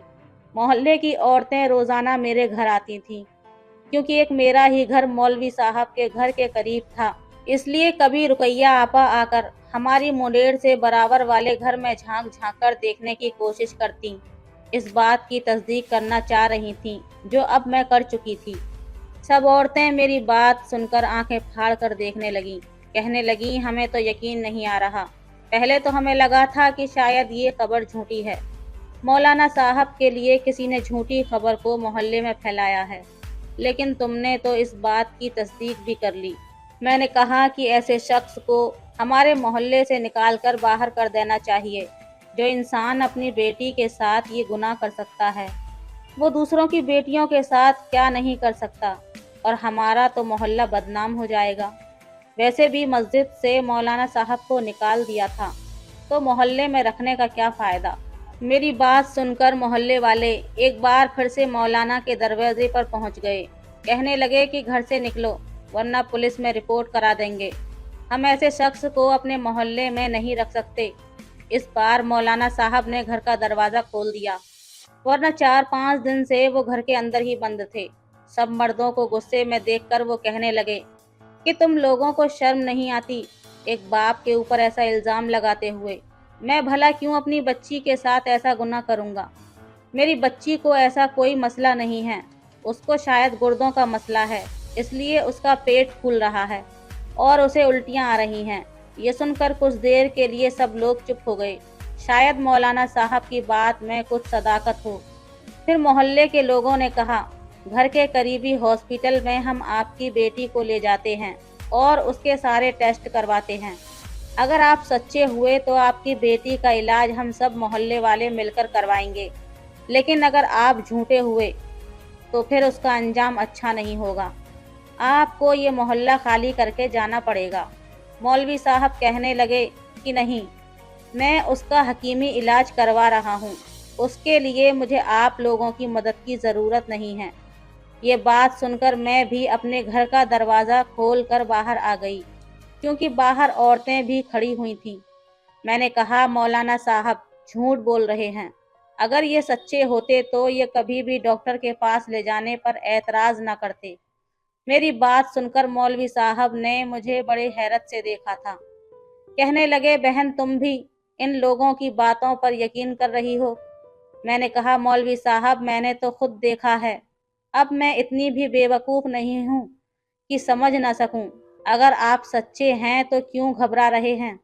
ایک بار ٹیسٹ ہونے دیں، سارا سچ سامنے آ جائے گا، ورنہ تو آپ ہی جھوٹے پڑیں گے۔ لیکن مولوی صاحب اس بات کو ماننے کو تیار نہ تھے کہ ہم ان کی بیٹی کا ٹیسٹ کروا کر سچ کو سامنے لا سکیں۔ انہوں نے دروازہ بند کر دیا، کہنے لگے کہ میرے معاملات میں کوئی بھی نہ بولے۔ اب تو سب لوگ ہی مولانا صاحب کو برا بھلا کہنے لگے کہ یہ شخص جھوٹا ہے، اسے اس محلے سے نکال دینا ہے، یہی ہمارے لیے بہتر ہے۔ پولیس اسٹیشن پر جا کر سب محلے والوں نے مل کر مولوی کی شکایت لگا دی۔ جب پولیس کی گاڑی ان کے گھر کے پاس کھڑی ہوگی تبھی یہ سیدھا ہوگا، اور پھر یہی ہوا۔ میں خود محلے کی عورتوں کے ساتھ پولیس اسٹیشن گئی تھی۔ محلے کے کافی مرد بھی شامل تھے۔ ہم نے جا کر مولوی صاحب کے خلاف رپورٹ کرائی۔ پولیس نے بھی اس بات کا ایکشن لیا۔ مولوی کے گھر پہنچ گئے۔ وہ کہنے لگے کہ آپ کو اس بات پر کیوں اعتراض ہے؟ آپ ایک بار ٹیسٹ کروا لیں۔ اگر آپ کی بچی کو واقعی میں گردوں کا مسئلہ ہے تو محلے والے اس کا علاج کروانے کو تیار ہیں، پھر آپ کیوں انکار کر رہے ہیں؟ مولانا صاحب کہنے لگے کہ میں نے کہا ہے نا، میرے گھر کا معاملہ ہے۔ وہ کہنے لگے نہیں مولانا صاحب، یہ آپ کے گھر کا معاملہ نہیں ہے، یہ گناہ ہے جس کو آپ چھپانا چاہتے ہو۔ ہم آپ کی بیٹی سے سوال جواب کرنا چاہتے ہیں، ہم پوچھنا چاہتے ہیں کہ آخر مسئلہ کیا ہے۔ مولانا صاحب اس بات پر بھی راضی نہ تھے کہ اپنی بیٹی کو پولیس والوں کے سوالوں کے جوابوں کے لیے پیش نہیں کروں گا، کیونکہ تمام لوگ مولانا صاحب کے خلاف ہی جا رہے تھے۔ پولیس والوں کے ساتھ لیڈیز کانسٹیبل بھی آئی تھیں۔ انہوں نے اس بچی کو باہر بلایا اور ہم سب عورتوں کے ساتھ ہاسپٹل میں لے جایا گیا۔ اس بچی کی ساری رپورٹس کروائی گئیں، جس کا خرچہ محلے والوں نے اٹھایا تھا۔ اب سب کو ان رپورٹس کا انتظار تھا، کیونکہ نتیجہ رپورٹس آنے کے بعد ہی پتہ چلتا کہ آخر سچ کیا ہے۔ رات کو میں سو رہی تھی تو مجھے مولوی صاحب کے گھر سے رونے کی آواز آ رہی تھی۔ میں نے ذرا سا جھانک کر دیکھا تو مولوی صاحب جا نماز پر بیٹھ کر گڑ گڑا کر رو رہے تھے، شاید اپنے گناہوں کی معافی مانگ رہے تھے کہ ان کے گناہوں پر پردہ پڑ جائے۔ لیکن سچ کو کون ٹال سکتا ہے؟ چند دن بعد ہی اس بچی کی رپورٹ بھی آ گئی۔ رپورٹس مولانا صاحب کے خلاف تھیں۔ ان سے ثابت ہو گیا تھا کہ بچی پریگننٹ ہے، اسے گردوں کا کوئی مرض نہیں ہے۔ اب تو مولانا صاحب کو دھکے دے کر محلے سے باہر کر دیا تھا۔ لیکن چند دن بعد جو خبر سننے کو ملی وہ بہت ہی عجیب و غریب تھی۔ مولوی صاحب اپنی بیٹی کو لے کر اس محلے سے نکل گئے اور ایک سنسان سی جگہ پر انہوں نے اپنی بیٹی کے سامنے خودکشی کر لی۔ ایک مولوی ہو کر ایک حرام موت کا مر جانا ہم سب کے لیے حیران کن تھا۔ ایک تو گناہ کیا اور اوپر سے بدنامی۔ اب تو سب مولانا صاحب کو برا بھلا کہنے لگے۔ ان کی بچی بہت زیادہ بیمار تھی، اسے ہاسپٹل میں ایڈمٹ کروا دیا گیا۔ اسے بار بار دوڑے پڑ رہے تھے، لیکن عجیب بات یہ تھی کہ وہ بار بار اپنے باپ کا ہی نام لے رہی تھی، ان کو یاد کر کر کے رو رہی تھی۔ جب ہم اس سے پوچھتے کہ آخر مسئلہ کیا ہے تو وہ کچھ بھی نہیں کہتی، چپ ہو جاتی، کہتی کہ میرے باپ نے مجھے سچ بتانے سے منع کیا ہے اور میں سچ جانتی بھی نہیں ہوں۔ مجھے کچھ نہیں پتا کہ میرے ساتھ گناہ کرنے والا کون تھا، لیکن میں یہ جانتی ہوں کہ میرا باپ ایک دیندار اور نہایت ہی شریف انسان تھا، وہ میرے ساتھ ایسا گناہ کر ہی نہیں سکتا۔ ہم نے کہا کہ سارے ثبوت تمہارے باپ کے خلاف جا رہے ہیں، اور تم بھی یہی کہہ رہی ہو کہ تمہیں نہیں معلوم کہ تمہارے ساتھ گناہ کرنے والا کون تھا۔ وہ کہنے لگی کہ پتہ نہیں، جب بھی میں ربڑی والا دودھ پیتی تھی تو مجھ پر بے ہوشی کا خمار چھانے لگتا تھا، اور اس کے بعد میں بالکل بے ہوشی میں چلی جاتی تھی۔ جب مجھے ہوش آتا تو مجھے لگتا جیسے میرے پورے جسم میں درد ہو رہا ہے یا میرے جسم سے جان باقی نہیں رہی، لیکن میں اس کے علاوہ کچھ بھی نہیں جانتی۔ کچھ مہینے پہلے میری طبیعت بہت زیادہ خراب ہو گئی تو ابو مجھے ڈاکٹر کے پاس لے گئے۔ میں نہیں جانتی کہ اس ڈاکٹرنی نے میرے والد سے کیا کہا، لیکن واپس آ کر میرے ابو پھوٹ پھوٹ کر روئے تھے۔ مجھے اپنے پاس بلایا، مجھ سے اس بارے میں پوچھنے لگے تو میں نے کہا کہ مجھے تو کچھ بھی یاد نہیں، اور مجھے واقعی کچھ یاد نہیں تھا۔ انہوں نے کہا کہ ہمارا معاشرہ بہت ہی برا ہے، سچ کی تصدیق کوئی نہیں کرے گا لیکن الزام سب لگائیں گے، اس لیے تم کسی کے سامنے اپنی زبان مت کھولنا۔ मैं सब संभाल लूँगा। फिर वो कहने लगे कि मुझे नहीं मालूम, लेकिन मेरा दिल कहता है कि मेरे अब्बू बेकसूर थे। ये सुनकर हम लोग फिर सोचने पर मजबूर हो गए, ये आखिर सच क्या है। इसलिए हमने अपने मोहल्ले में उस गली में लगे हुए खुफिया कैमरे की फुटेज निकलवाई, ताकि देख सकें कि आखिर मौलवी साहब के घर में ज्यादातर आता जाता कौन था। जब हमने फुटेज देखा तो हमने देखा कि ज्यादातर तो मौलाना साहब ही अपने घर में आते जाते थे। बस एक दूध वाला था जो उस वक्त आता था जब मौलाना साहब जोहर की नमाज पढ़ने जाते थे, और वो बच्ची ही दूध वाले से दूध लेती थी। एक दिन की वीडियो में ये भी दिखाया गया कि वो दूध वाला उस बच्ची को अलग से एक दूध का शॉपर पकड़ा रहा था। कहने लगा, ये रबड़ी वाला दूध है, बेटा पीकर दिखाओ कैसा है, और अभी अभी पियो वरना इसकी तासीर खत्म हो जाएगी। उस बच्ची ने जैसे ही दूध पीना शुरू कर दिया, कहने लगी अच्छा है, लेकिन उसके बाद वो लड़की अपना सर पकड़ते हुए गिरने लगी। दूध वाले ने उसे गिरने से बचाया था, क्योंकि वो बच्ची बेहोशी हो चुकी थी, और दूध वाला भी उनके घर के अंदर जाकर दरवाजा बंद करने लगा था। ये वीडियो देखकर तो हमारे होश उड़ गए। हमने एक शरीफ इंसान पर बहुत घटिया इल्जाम लगाकर उसे इतना बदनाम कर दिया कि उसने मौत को गले लगा लिया। हमारा मुआशरा ऐसा ही है कि सच नहीं सुनता, न जानने की कोशिश करता है। शरीफ लोग अपनी इज्जत से डरते हैं कि अगर वो तस्दीक करवाएंगे तो बदनामी उनकी बच्चियों की हो जाएगी, इसलिए ऐसे वाक़यात पर खामोशी इख्तियार कर ली जाती है। लेकिन जब बच्चियां हामला हो जाती हैं तो ये इल्ज़ाम उनके किरदार पर लगा दिया जाता है। पर मौलवी साहब निहायती शरीफ इंसान थे। उनका ताल्लुक सिर्फ मस्जिद और अपने घर से था, इसलिए अपनी इज्जत की खातिर उन्होंने चुप्पी साध ली थी। लेकिन उनकी बच्ची को किसी ने ऐसी हालत में देखकर उन्हीं को बुरा भला कहना शुरू कर दिया। वो बच्ची कहने लगी कि मेरे वालिद मुझे हर वक्त कमरे में बंद रखते थे ताकि मैं इस अजाब से निजात पा सकूं, और जब वो बच्चा पैदा हो जाता तो मेरे अब्बा उस बच्चे को बे औलाद माँ बाप को दे देते। लेकिन एक दिन रुकैया आपा ने मुझे देख लिया और फिर मेरी बदनामी करनी शुरू कर दी। मेरे बाप को बुरा भला कहना शुरू कर दिया। वो दूध वाला पकड़ा जा चुका था। पुलिस के 2-4 डंडों पर उसने अपना जुर्म कबूल कर लिया था। लेकिन मौलाना साहब का क्या? क्या उनकी खुदकुशी के जिम्मेदार हम लोग नहीं हैं? उनका कसूरवार कौन है? आप अपनी राय ज़रूर बताइए। तो दोस्तों, ये थी आज की वीडियो। कहानी कैसी लगी हमें कमेंट करके ज़रूर बताएं। वीडियो अच्छी लगे तो लाइक करें, शेयर करें, सब्सक्राइब करें। धन्यवाद। धन्यवाद। सुहागरात को मेरी सास सफ़ेद चादर लेकर कमरे में आ गई। मैंने कहा, ये क्या है? तो कहने लगी, हमारे यहाँ ये रस्म है, दुल्हन की पाकीज़गी जानने के लिए सफ़ेद चादर बिछाते हैं। सुबह जब इस पर लाल निशान दिखेंगे तो हमारी तसल्ली हो जाएगी। मैं परेशान हो गई कि अब मैं क्या करूं, क्योंकि मैं जानती थी कि चादर पर लाल निशान नहीं पड़ सकते, क्योंकि मैं तो अपनी वर्जिनिटी पहले ही अपने बॉयफ्रेंड को मैं दुल्हन बनकर बड़े चाव से अब्दुल वाहिद के घर आई थी। तो मेरी ननद ने मुझे कमरे में बिठाया। मैं बहुत डरी हुई थी। मेरे दिल की धड़कनें बहुत तेज़ चल रही थीं। मेरा वजूद कँपकँपा रहा था। मेरे हाथ ठंडे हो रहे थे। मुझे मेरी ननद ने अब्दुल वाहिद के कमरे में बिठा दिया। जैसे जैसे वक्त गुजर रहा था मुझे डर लग रहा था। कुछ ही देर में अब्दुल वाहिद कमरे में आ जाएंगे, ये सोचकर मेरी जान निकल गई थी। अभी मैं अपनी इन्हीं सोचों का ताना बाना बुन रही थी कि कमरे का दरवाज़ा खुला। सामने अब्दुल वाहिद था।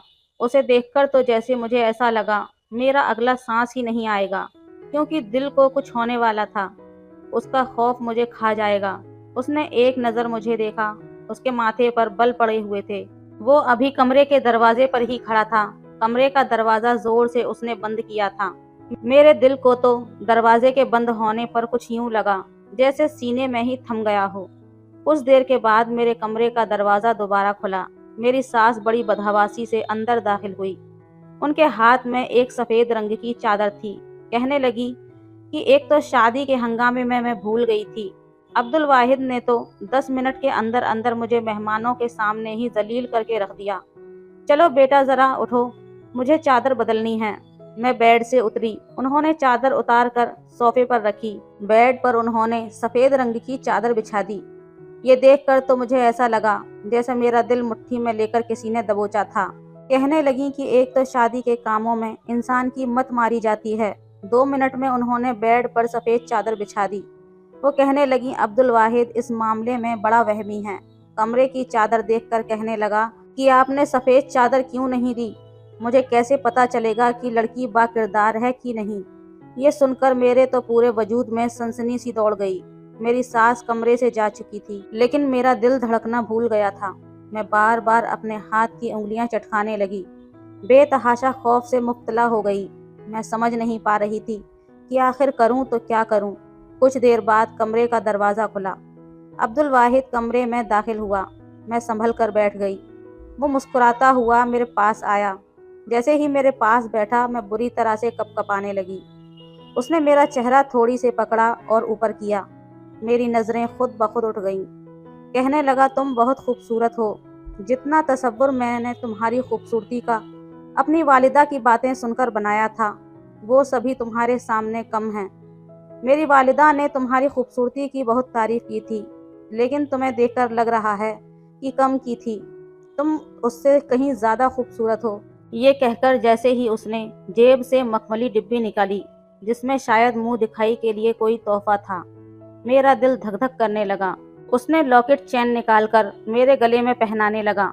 चैन को पहनाते हुए जब अब्दुल वाहिद की उंगलियां मेरी गर्दन पर सफ़र करने लगीं, तो मेरी जान पर बनी थी।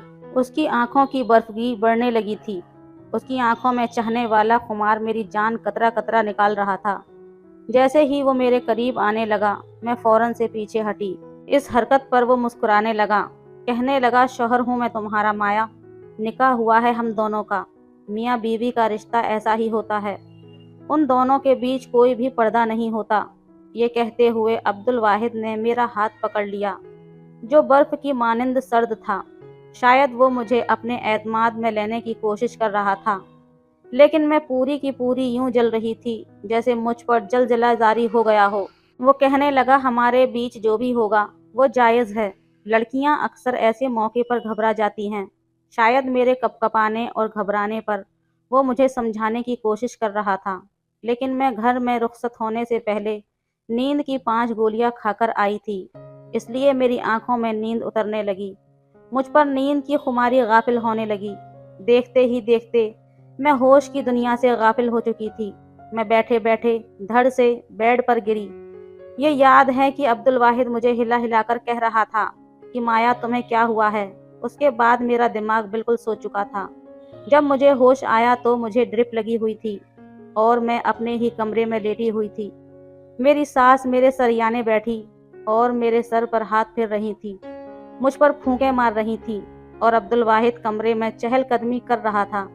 ये सब देखकर मैं उठकर बैठने लगी तो मेरी सास कहने लगी, लेटी रहो लेडी। डॉक्टर ने जब मुझे होश में देखा तो कहने लगी कि जैसे ही ड्रिप खत्म हो तो अब्दुल वाहिद से कहिएगा उतार दे। फिर उसने मुझे कुछ मेडिसिन लिख दी और कहने लगी, इसको बाकायदगी से इस्तेमाल करवाना। जल्द ही डॉक्टर हिदायत देकर जा चुकी थी। मेरी सास कहने लगी, मैं तुम्हारे लिए दूध का गिलास लेकर आती हूँ। ये कहकर वो भी कमरे से बाहर निकल गईं। अब्दुल वाहिद के माथे पर बल पड़े हुए थे। गुस्से से कमरे में चक्कर काट रहा था। मैं अभी तक उरूसी लिबास में थी, लेकिन उसने सफ़ेद शलवार कमीज पहन रखी थी। मेरे पास आया, मुझे गुस्से से देखने लगा। कहने लगा, ये क्या तमाशा किया था तुमने? तुमने रात को नींद की गोलियां खाई थी? मैंने कोई जवाब न दिया। मैंने नज़रें चुरा ली। वो कहने लगा, आर यू स्टूपिड माया, तुम्हारा दिमाग तो ख़राब नहीं था? मैंने कहा, मेरे पास और कोई रास्ता नहीं था, मुझे माफ़ कर दें। मुझे शादी से खौफ आ रहा था। मेरी बात सुनकर वो मुझे देखता रहा। फिर कहने लगा, तो इसका हल ये था जो तुमने किया? पूरी रात तुमने हम सब घर वालों को परेशान किया। कोई भी लड़की अपनी शादी की रात को नींद की गोलियां खाकर तो नहीं आती। हर लड़की को शादी की रात कुछ न कुछ घबराहट होती है, क्योंकि वो एक नए रिश्ते में बनने जा रही होती है और शौहर से उसका ताल्लुक काफ़ी गहरा होता है। लेकिन कोई भी लड़की नींद की गोलियां नहीं खाती। मेरी ड्रिप खत्म हो चुकी थी। उसने मेरी ड्रिप उतार दी। मुझे प्यार से समझाने लगा। कहने लगा, आज की रात के लिए मैंने बहुत से ख्वाब अपनी आंखों में सजाए थे, लेकिन मुझे लगता है कि जैसे तुम्हें कुछ वक्त दे देना चाहिए ताकि तुम भी ज़हनी तौर पर इस रिश्ते के लिए तैयार हो जाओ। क्योंकि रात वाली बदमज़गी अब मैं दोबारा नहीं चाहता। ये सुनकर मैं भी ज़हनी तौर पर कुछ मुतमईन हो गई। मैं भी यही चाहती थी कि वो मेरे पास ना आए, क्योंकि इसके पीछे बहुत बड़ी वजह थी। लेकिन ये कब तक मुमकिन था? वो मुझे 4 दिन दे देता, 1 हफ्ता दे देता, ज़्यादा से ज़्यादा 1 महीना। उसकी आंखों में बर्फ़ी देखकर मुझे समझ आ रहा था कि मैं अब्दुल वाहिद के जज्बातों को ज़्यादा वक्त तक नहीं रोक सकती। वो मेरे चेहरे की तरफ बड़ी गौर से देख रहा था और मैं बदहवास थी। न मेरे दिल में कोई उमंग थी, न मेरी शादी मेरी मर्जी के मुताबिक हुई थी। ये भी नहीं था कि ये कोई ज़बरदस्ती का बंधन था, लेकिन बहरहाल मेरा सारा खौफ इस बात से बैठ गया कि मेरे लिए मौत का पैगाम आ जाता अगर रात को मैंने मेडिसिन न खाई होती। वो कहने लगा, कितनी खूबसूरत और मासूम हो। तुम्हें देखकर मेरा दिल मुझे बेईमानी पर उकसा रहा था, लेकिन बहरहाल तुम्हारा ख्याल रखना भी मेरी जिम्मेदारी है। ये कहकर वो वहाँ से उठकर कमरे से बाहर गया। थोड़ी देर बाद मेरी सास मेरे लिए दूध का गिलास लेकर आई। मुझे दूध पिलाकर उन्होंने मुझे सोने के लिए कहा। मैं दोबारा से बेड पर लेटकर सो चुकी थी। मेरी सास और शौहर दोनों बहुत अच्छे थे। नंद शादी का हंगामा खत्म होते ही अपने घर जा चुकी थी। अब्दुल वाहिद ने मुझे 2-3 दिन तक कुछ नहीं कहा, बस मुझे अपने रिश्ते की याद करवाता रहा। लेकिन इन 3 दिनों में मैं ये जान चुकी थी कि वो कभी भी इस्तेमाल की गई चीज़ अपने इस्तेमाल में नहीं लाता। कहता था, मुझे नफरत है ऐसी चीज़ों से जो किसी और के इस्तेमाल शुदा हों। एक बार खाने के दौरान मेरे गले में मिर्ची लग गई। मैं बेइख्तियार अब्दुल वाहिद का गिलास लेकर पानी पीने लगी। जब मैंने पानी का गिलास वापस रखा तो उसने मुझे तो कुछ नहीं कहा, लेकिन अपने लिए दूसरे गिलास में पानी डालने लगा। मैंने कहा, आप इसी गिलास में पानी पी लें, ये आपका ही गिलास है। वो कहने लगा, नहीं, मैं किसी का झूठा पानी नहीं पीता। बाकी मामलात में भी वो कुछ ऐसा ही था। खाना भी वो अपनी अलग प्लेट में खाता था। एक बार मैंने उसका तौलिया इस्तेमाल कर लिया, उसने तो उठाकर ज़मीन पर फेंक दिया। गुस्से से मुझे कहने लगा कि प्लीज़ मेरी चीज़ों को इस्तेमाल मत किया करो। माया, मुझे बहुत इरिटेशन होती है। जैसे जैसे वक्त गुजर रहा था मेरा दिल जैसे थम रहा था, क्योंकि जिस हकीकत को मैं अपने साथ लाई थी वो इतनी दर्दनाक थी कि कोई भी मर्द उसे बर्दाश्त नहीं कर सकता था। और अब्दुल वाहिद की आदत जिस तरह की थी, मेरा दिल उसी वक्त यही सोचकर कांपने लगता कि जब वो मुझसे दोबारा अपने रिश्ते के हक का तकाजा करेगा तो मैं क्या करूंगी। उस वक्त ये सोचकर मेरा दिल दहलने लगता था। मेरी शादी को 8 दिन गुजर गए थे तो मैं घर का काम भी करना शुरू कर दिया था, खाना भी बनाने लगी। सास मुझसे बहुत खुश थी। शाम को जब अब्दुल वाहिद अपने ऑफिस से वापस आया तो खाने के दौरान मुझे ही देख रहा था।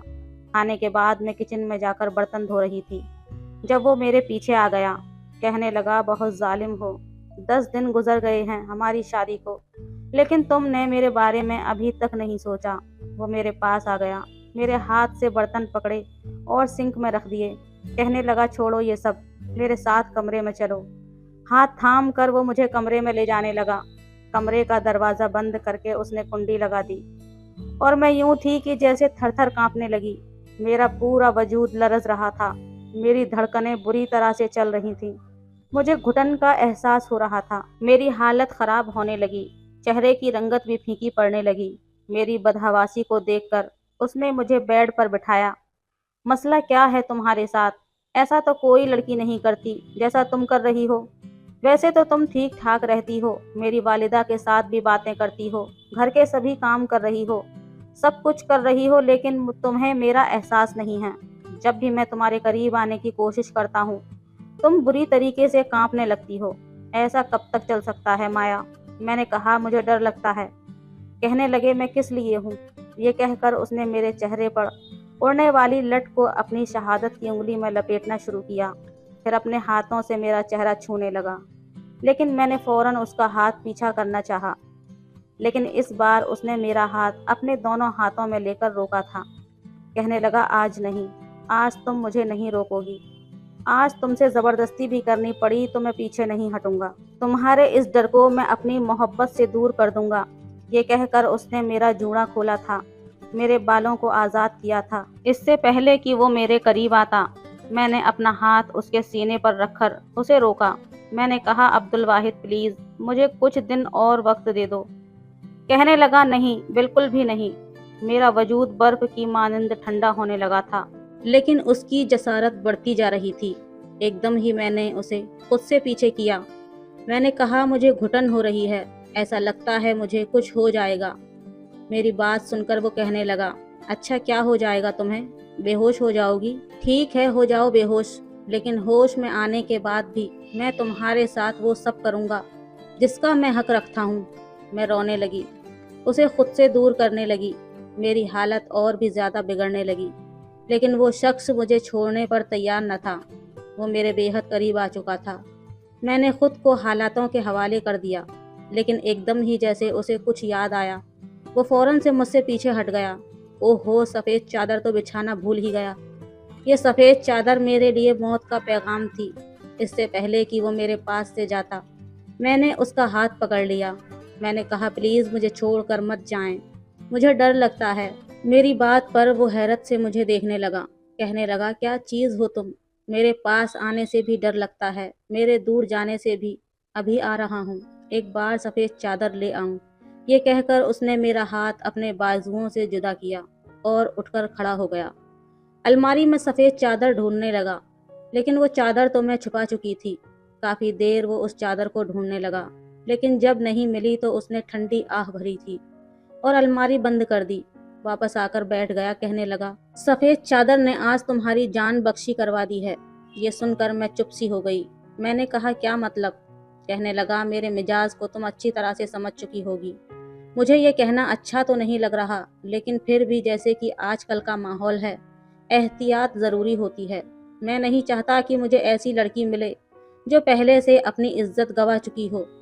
یہ کہہ کر اس نے اپنی سائٹ لیمپ آف کر دی اور سو گیا، لیکن میری تو جیسے آنکھوں سے نیند غائب ہو چکی تھی۔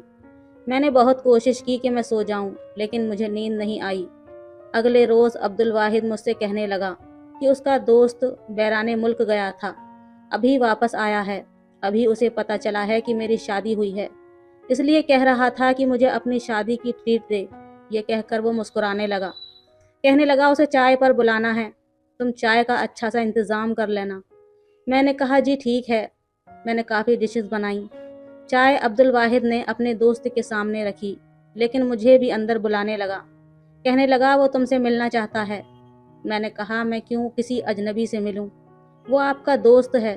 وہ کہنے لگا یہ میرا بہت ہی بیسٹ فرینڈ ہے، اس لیے تمہیں اسے اجنبی کہنے کی کوئی ضرورت نہیں، بہت ہی شریف لڑکا ہے۔ اس نے میرا ہاتھ پکڑا اور مجھے ڈرائنگ روم میں لے گیا، لیکن جیسے ہی میں نے سامنے اس نوجوان کو دیکھا تو میرے ہوش اڑ گئے۔ مجھے دیکھ کر تو حواس وہ بھی کھو بیٹھا تھا۔ فوراً سے کھڑا ہو گیا۔ میرا شوہر کہنے لگا عمران یہ میری بیوی ہے مایا، اور مایا یہ میرا بیسٹ فرینڈ ہے، میرے لیے اس کی کوئی بھی بات چھپی ہوئی نہیں ہے۔ میں اس کمرے سے باہر جانا چاہتی تھی، لیکن عبدالواحد کے ہاتھ سے میں ہاتھ چاہ کر بھی نہیں چھڑا پائی۔ سامنے کھڑا شخص میرے لیے جان لیوا تھا، بلکہ میرے خوف کی اصل وجہ وہی شخص تھا جو مجھے شکوہ بھری نظروں سے دیکھ رہا تھا۔ میں نے کہا عبدالواحد مجھے باہر جانا ہے۔ میں نے بمشکل ہی صحیح لیکن اپنا ہاتھ چھڑایا اور کمرے سے باہر چلی گئی۔ میں سیدھا اپنے کمرے میں گئی اور پھوٹ پھوٹ کر رونے لگی۔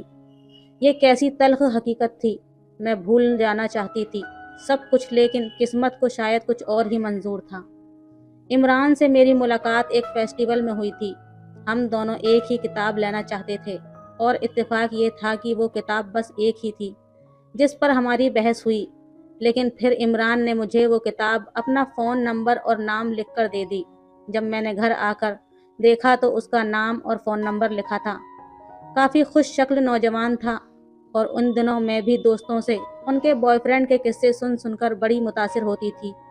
میں نے سوچا کہ لڑکا نمبر دے رہا ہے تو بات کرنے میں کوئی حرج نہیں ہے۔ عمران کو میں نے کال کیا۔ میں اسے ڈانٹنے لگی کہ اس نے اپنا نمبر میری بک پر کیوں لکھا ہے۔ یہیں سے ہماری باتوں کا سلسلہ شروع ہوا، جو بڑھتے بڑھتے بہت آگے تک چلا گیا۔ مجھے عمران سے محبت ہو گئی، اور وہ بھی کرتا تھا۔ پہلے پہل تو ہمارے درمیان گفتگو ہوتی تھی، لیکن آہستہ آہستہ وہ میری تعریف کرنے لگا، کہنے لگا کہ میں پہلی ہی نظر میں اسے اچھی لگنے لگی تھی، اور جان بوجھ کر اس نے مجھ سے بحث شروع کی تھی۔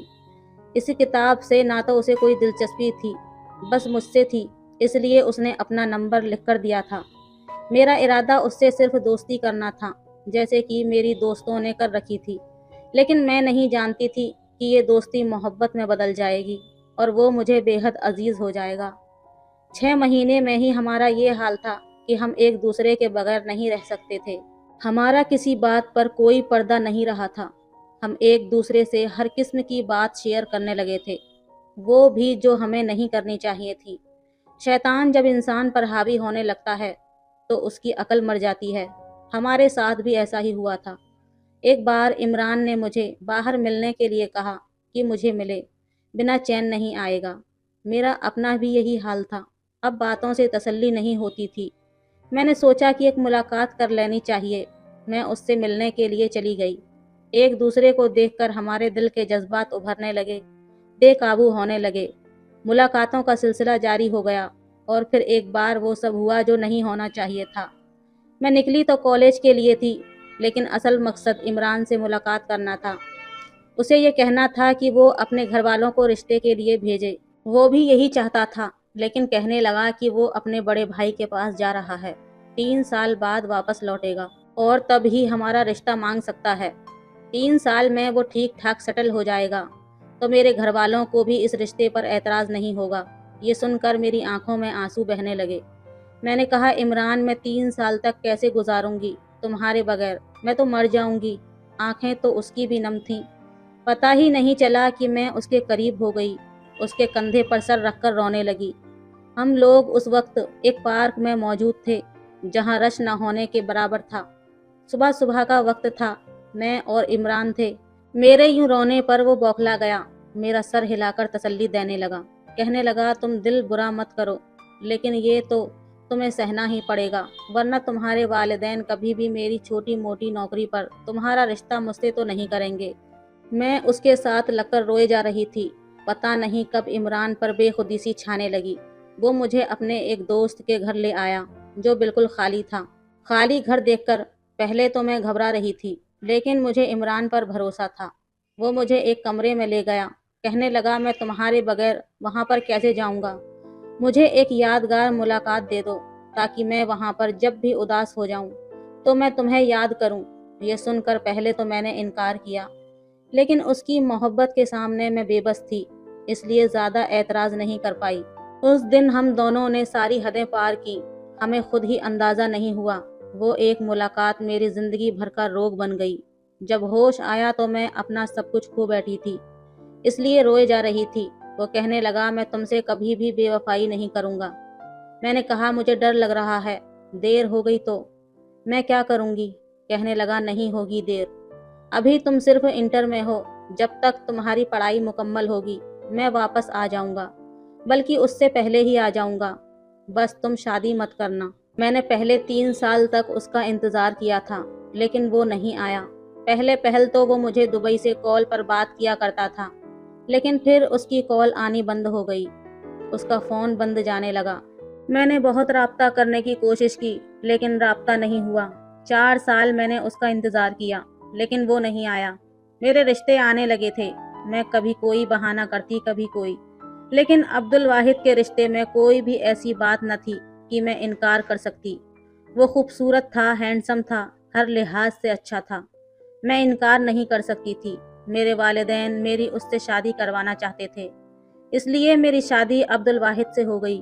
لیکن جیسے ہی سفید چادر بچھائی گئی، میں عجیب کشمکش میں گھر گئی، کیونکہ وہ جان جاتا کہ میں با کردار نہیں ہوں۔ اب تو عمران میرے سامنے آ کر کھڑا ہو گیا تھا۔ وہ کیوں آیا تھا جب 3 سال تک کہہ کر 4 سال میں بھی نہیں آیا تھا؟ تو کیوں میری زندگی برباد کرنے آ گیا تھا؟ میں تو پہلے ہی بڑی مشکل سے اپنی زندگی گزار رہی تھی۔ میرا شوہر بغیر سفید چادر کے مجھے اپنانے کے لیے تیار نہ تھا۔ اسے میری پاکیزگی کا ثبوت چاہیے تھا، جو میں کھو چکی تھی۔ شام سے رات ہو گئی، عبدالواحد کمرے میں آیا، مجھے روتے دیکھ کر پوچھنے لگا۔ میں نے کہا، میرے سر میں بہت درد ہے۔ وہ کہنے لگا، چلو ڈاکٹر کے پاس لے جاتا ہوں۔ میں نے انکار کر دیا۔ میں نے کہا، میں میڈیسن کھا چکی ہوں، کچھ دیر میں آرام ہو جائے گا۔ کہنے لگا، عمران میرا بہت ہی گہرا دوست ہے، میں چاہتا تھا کہ تم بھی ہمارے ساتھ بیٹھ کر باتیں کرتی، لیکن تم تو وہاں رکی ہی نہیں۔ میں نے کہا میرے سر میں بہت زیادہ درد تھا، اس لیے میں واپس کمرے میں آ گئی۔ وہ کہنے لگا کہ میرے دوست کے ساتھ بہت برا ہوا ہے۔ میں نے کہا کیا برا ہوا ہے؟ عبدالواحد کہنے لگا کہ عمران ایک لڑکی سے محبت کرتا تھا، بے تحاشا اسے چاہتا تھا، اس کی خاطر بیرون ملک بھی چلا گیا تھا، لیکن وہاں 1 سال کے بعد اس کا ایکسیڈنٹ ہو گیا جس میں اس کی ایک ٹانگ ضائع ہو گئی۔ ابھی بھی وہ اسٹک سے چلتا ہے۔ اس ایکسیڈنٹ میں اس کا موبائل تک ٹوٹ گیا تھا، اس لیے اس لڑکی سے اس کا دوبارہ رابطہ نہیں ہوا۔ جس کمپنی میں اسے نوکری ملی تھی انہوں نے ہی اس کا علاج بھی کروایا، لیکن اسے 4 سال کا پابند کر لیا کہ جیسے ہی وہ ٹھیک ہوگا دوبارہ سے نوکری جوائن کرے گا اور 4 سال تک واپس انڈیا نہیں جائے گا۔ اس لڑکی سے وہ چاہ کر بھی کوئی رابطہ نہیں کر پایا کیونکہ اس کا نمبر اسی فون میں سیو تھا جو ٹوٹ چکا تھا۔ اب واپس آیا ہے تو اسے پتا چلا ہے کہ اس لڑکی کی شادی ہو چکی ہے۔ اس لڑکی نے اس کے ساتھ بے وفائی کی ہے۔ اس کا انتظار تک نہیں کیا، بس یہی بتانے آیا تھا۔ پھر کہنے لگا تمہیں پتا ہے میں شادی کی رات سفید چادر کیوں رکھنا چاہتا تھا؟ میں نے پوچھا کہ کیوں؟ وہ کہنے لگا اس لڑکی نے محبت میں میرے دوست کو اپنی عزت دینے سے بھی گریز نہیں کیا تھا اور اب کسی اور کے ساتھ شادی کر کے مطمئن زندگی گزار رہی ہے۔ ایسی بہت سی لڑکیوں کے بارے میں نے سن رکھا ہے جو شادی سے پہلے عیاشیاں کرتی ہیں اور شوہر کو خبر تک نہیں ہوتی کہ اس کے ساتھ زندگی گزارنے والی لڑکی باکردار ہے بھی یا نہیں۔ میں عبدالواحد کی بات سن کر رونے لگی۔ وہ کہنے لگا کیا ہوا، تم کیوں رو رہی ہو؟ میں نے اس کے سامنے ہاتھ جوڑ دیے۔ میں نے کہا مجھے معاف کر دو، میں نے بہت بڑا گناہ کیا ہے، میں تم سے جھوٹ بول کر زندگی نہیں گزار سکتی۔ میں نے سب کچھ عبدالواحد کو سچ سچ بتا دیا۔ وہ حیرت سے مجھے دیکھ رہا تھا۔ میں نے کہا میں تمہارے قابل نہیں ہوں۔ میں نے عمران سے محبت کی تھی لیکن پتا نہیں تھا کہ یوں گناہ کر بیٹھوں گی۔ میں نے 3 سال اس کا انتظار کیا تھا، مجھے لگا اس نے بے وفائی کی ہے۔ میں نہیں جانتی تھی کہ اس کے ساتھ حادثہ پیش آیا ہے۔ شادی کے بعد مجھے یہی خوف تھا کہ تم جان جاؤ گے، تم مجھے رکھو گے نہیں، مجھے طلاق دے دو گے، اس لیے میں چاہتی تھی کہ میں تمہیں سچ بتا دوں، لیکن تمہاری عادت کو دیکھ کر میں خوف زدہ ہو گئی تھی۔ تم استعمال شدہ چیز استعمال ہی نہیں کرتے تھے، پھر مجھے کیسے اپنا سکتے تھے؟ لیکن آج میں نے تم سے اپنی ہر بات کہہ دی ہے، چاہو تو مجھے معاف کر دو، چاہو تو سزا دے دو۔ میری بات سن کر اس کی آنکھیں غصے سے سرخ ہو گئیں۔ وہ کہنے لگا یہ کیسی محبت تھی تمہاری جس میں تم نے اپنی عزت گنوا دی؟ پھر کہنے لگا محبت اور عزت ایک ساتھ صرف عورت کو اس کا محرم ہی اسے دے سکتا ہے، غیر محرم نہیں۔ مجھے عمران کی یہ بات بہت بری لگی تھی کہ اس نے محبت میں ایک لڑکی کی عزت مانگ لی، اور میں ہمیشہ اس کو اس بات پر بہت برا بھلا کہتا تھا کیونکہ یہ بات بہت ہی غیر مناسب ہے۔ پھر کہنے لگا میں نے اپنا ہر جذبہ سنبھال کر رکھا تھا کہ میری ہر چیز پر میری بیوی کا حق ہوگا، میری محبت پر، میرے دل پر۔ تم سے رشتہ ہوا تو میرا دل خود بخود تمہاری طرف راغب ہونے لگا تھا، تم سے جو میری محرم بن گئی تھی۔ نکاح کے 2 بولوں نے میرے دل میں تمہارے لیے خود بخود محبت پیدا کر دی۔ بے شک مجھے استعمال کی ہوئی چیز پسند نہیں ہے، لیکن تم میری بیوی ہو۔ میاں بیوی ایک دوسرے کا لباس ہوتے ہیں، اور لباس انسان کو پردے میں رکھتا ہے، اس کے عیب کو بھی چھپا لیتا ہے، اس لیے میرا فرض ہے کہ میں تمہارا یہ عیب چھپا لوں۔ یہ کہہ کر اس نے میرا ہاتھ تھاما۔ میں پتھر کی بن گئی۔ میں سوچ بھی نہیں سکتی تھی کہ عبدالواحد کا دل اتنا بڑا بھی ہو سکتا ہے۔ بس 1 منٹ لگا تھا، میرے دل میں عبدالواحد کی محبت عمران سے کئی گنا بڑھ چکی تھی، چاہے جانے کے قابل تھا۔ وہ مجھے معاف کر چکا تھا، عمران سے دوستی بھی ختم کر چکا تھا۔ اس کے بعد عمران کبھی گھر نہیں آیا ہمارے، نہ ہی عبدالواحد نے کبھی اس کا ذکر کیا۔ میری شادی کو 8 سال بیت چکے ہیں، ہمارے 2 بچے ہیں۔ عبدالواحد نے مجھ سے کبھی بھی میرے عتیت کے حوالے سے مجھے طعنہ نہیں دیا، اور میرا یہ حال ہے کہ میں اس کی دیوانی ہو چکی ہوں۔ اس کی زبان سے نکلا ہوا ہر لفظ میرے لیے حکم کا درجہ رکھتا ہے۔ اصل محبت وہی ہے جو اپنے محرم سے کی جاتی ہے، کیونکہ وہ آپ کو محبت کے ساتھ عزت بھی دیتا ہے۔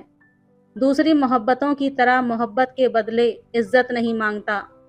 خدارا اپنے محرم سے محبت کریں اور غیر محرم کی 4 محبت والے جملے سے اپنی زندگی اور اپنی عزت کو تباہ نہ کریں۔ और अपनी राय कमेंट में ज़रूर दिया करें। तो दोस्तों, ये थी आज की कहानी आपको कैसी लगी हमें कमेंट में ज़रूर बताएं। वीडियो अच्छी लगे तो लाइक करें, शेयर करें, सब्सक्राइब करें। धन्यवाद करें।